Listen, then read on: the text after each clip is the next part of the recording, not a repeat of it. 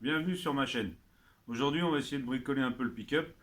J'ai reçu les premières pièces pour commencer à travailler un peu dessus, à l'améliorer ou à changer les petites choses à faire. Il y a peut-être des choses... c'est des petites choses comme les pièces qui sont ici alors. Les pads, un pad pour les pédales, voilà, frein, le break comme disent les Anglais ou les Américains. Voilà, le pad de caoutchouc, pédale d'accélérateur qu'il faut changer. Le caoutchouc est déjà monté dessus, alors c'est une chose qui est pas mal. On le verra plus tard. On change directement toute la pédale avec le caoutchouc. Bah, c'est comme ça, c'est pas plus mal, comme ça au moins eux ils s'embêtent pas.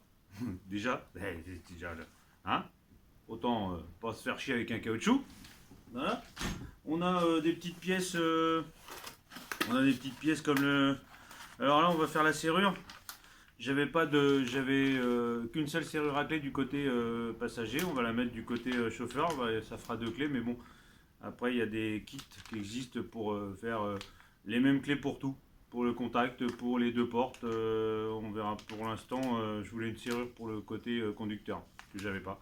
Donc ça, on va faire.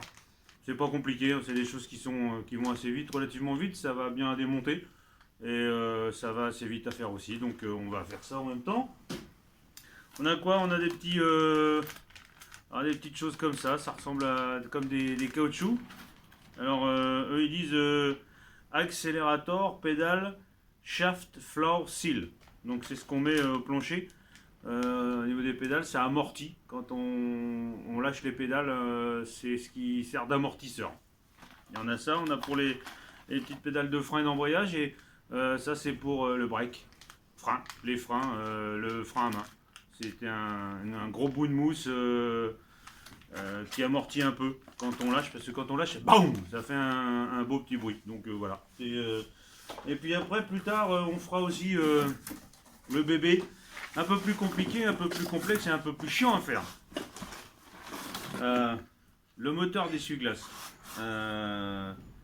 Qui est compatible parce que celui d'origine est à air et ne fonctionne plus. Donc ils ont des modèles qui sont voilà, électriques avec un switch. Tout est déjà prémonté, c'est très bien.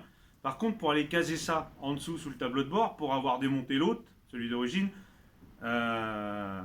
c'est très très très chiant à aller chercher, embêtant à aller chercher. Donc, par contre, voilà, le moteur est bien fait, il fait son poids, il y a tout ce qu'il faut.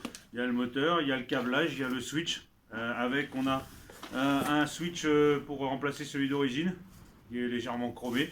Bah, si on arrive à le voir bien comme il faut, voilà, c'est un petit truc comme ça qu'on met sur le tableau de bord pour remplacer.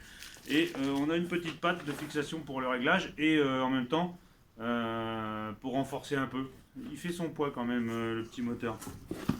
Voilà, bah, tout ça on va le voir aujourd'hui. Peut-être pas tout, mais présentation des pièces qu'on aura à changer. Voilà. Bah, on va s'y mettre. C'est parti.